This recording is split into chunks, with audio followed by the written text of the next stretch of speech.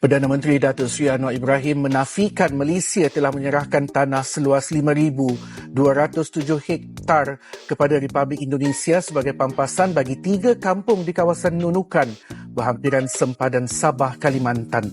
Netizen Malaysia sempat dibuat merasa unggul setelah muncul kabar bahwa 3 desa milik Indonesia di wilayah perbatasan Kalimantan Utara kini tercatat telah masuk ke dalam administrasi Malaysia. Isu ini sangat cepat menyebar di media sosial dan dibingkai sebagai simbol keberhasilan Malaysia dalam urusan batas negara. Bagi sebagian netizen, kabar ini dianggap sebagai bukti bahwa Malaysia berhasil mengambil wilayah Indonesia melalui jalur diplomasi. Namun, detail teknisnya jarang dibahas secara utuh oleh mereka. Di balik narasi kemenangan tersebut, sebagian netizen Malaysia yang mengikuti isu ini lebih dalam justru mengungkap sisi lain yang jarang disorot. Mereka menyoroti fakta bahwa di segmen perbatasan yang berbeda, Malaysia disebut melepaskan kawasan hutan seluas hingga lebih 5.000-an hektar kepada Indonesia sebagai bagian dari penataan ulang garis batas. Wilayah yang dilepas ini bukan area kecil, melainkan kawasan darat yang luas dan memiliki nilai strategis dari sisi sumber daya alam dan keamanan. Perbedaan fakta inilah yang kemudian memicu perdebatan di kalangan publik Malaysia sendiri. Narasi bahwa Malaysia sepenuhnya diuntungkan kini mulai dipertanyakan, karena jika dihitung berdasarkan luas wilayah, Indonesia justru berpotensi memperoleh keuntungan yang lebih besar.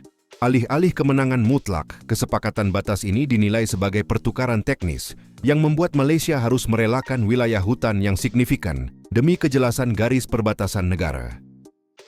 Beberapa netizen Malaysia bahkan mempertanyakan apakah keberhasilan mengambil 3 desa milik Indonesia sepadan dengan kehilangan ribuan hektar hutan yang memiliki nilai ekonomi dan strategis. Isi ini menjadi perdebatan hangat di media sosial dengan banyak yang meminta klarifikasi lebih lanjut dari pemerintah Malaysia tentang detail kesepakatan batas negara ini. Di sisi lain, pemerintah Malaysia belum mengeluarkan pernyataan resmi tentang isu ini, sehingga banyak spekulasi dan perdebatan yang masih berlanjut di kalangan publik. Sementara itu, pemerintah Indonesia juga belum memberikan komentar resmi tentang isu ini, sehingga situasi masih tetap tidak jelas.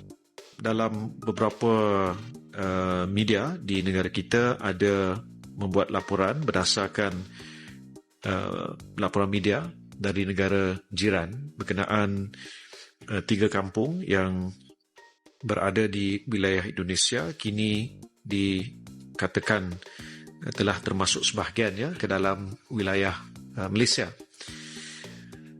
Dan Jemaah Menteri telah membincangkan perkara ini dan memandangkan ia ada menyentuh isu Jabatan Ukur dan Pemetaan Malaysia ataupun JUPEM.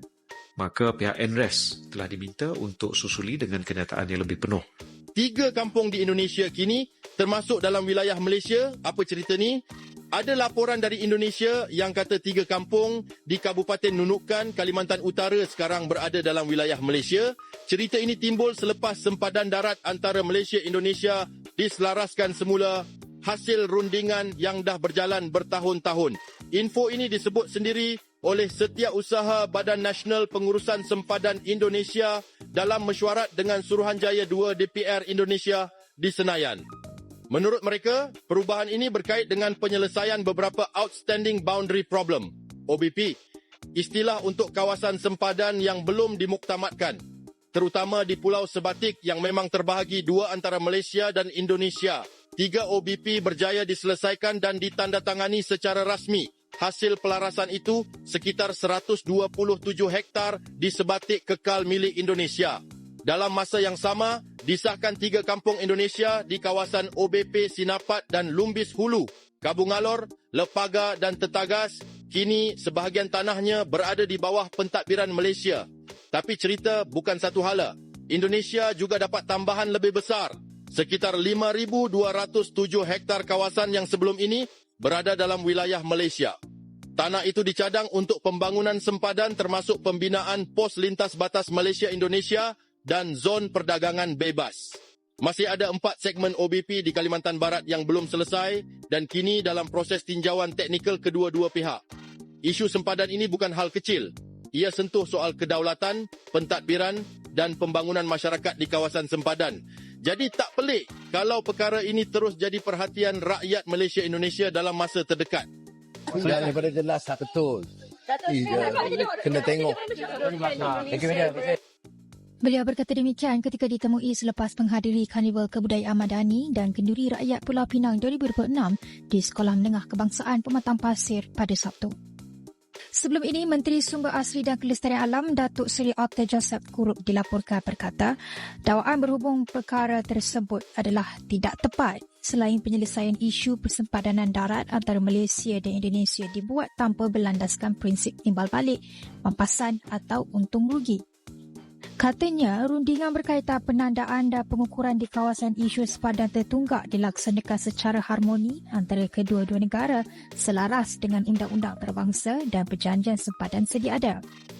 Pada 22 Januari lalu, Berita Detik melaporkan 3 perkampungan Indonesia di Kabupaten Nunukan, wilayah Kalimantan Utara, kini berada dalam wilayah Malaysia, susulan peralihan garisan sepadan antara kedua-dua negara. Perkara itu dimaklumkan oleh Setiausaha Badan Pengurusan Sepadan Indonesia BNPP, Komisioner Jeneral Polis Makruzi Rahman dalam mesyuarat bersama Suruhanjaya 2 Dewan Perwakilan Rakyat DPR Indonesia di Jakarta Pusat. Beliau berkata, 3 Outstanding Boundary Problem OBP atau isu sempadan telah dipersetujui secara rasmi melalui pemeteraian Memorandum Persefahaman pada mesyuarat bersama Indonesia-Malaysia ke-45 yang berlangsung di Pulau Sebatik pada 18 Februari 2025.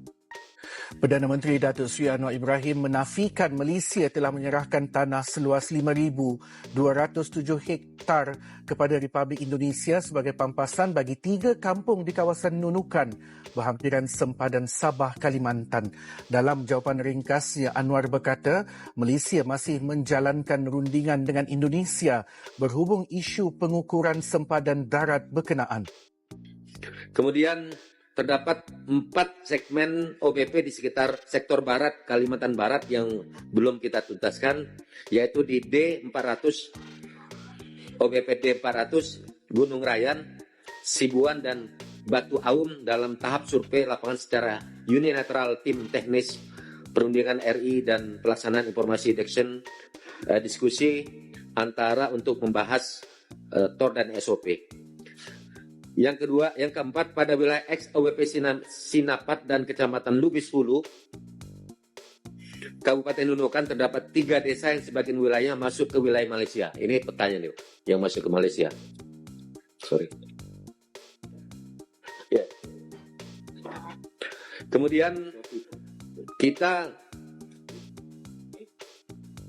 yang masuk wilayah Malaysia itu terdapat desa Kampung Ngolor, Desa Lipaga, Desa Tetagas, dan total wilayah masuk ke Indonesia kurang lebih 5.207 hektar. Jadi masuk ke wilayah Indonesia. Kemudian ada tambahan kurang lebih 5.207 hektar ini lahan sebelumnya menjadi wilayah Malaysia, diusulkan menjadi mendukung pembangunan kawasan perbatasan sebagai pengganti kawasan hutan untuk pembangunan PLBN dan pengembangan Free Trade Zone. Itulah informasi yang dapat kami sajikan di hari ini. Semoga bermanfaat dan menghibur. Terima kasih.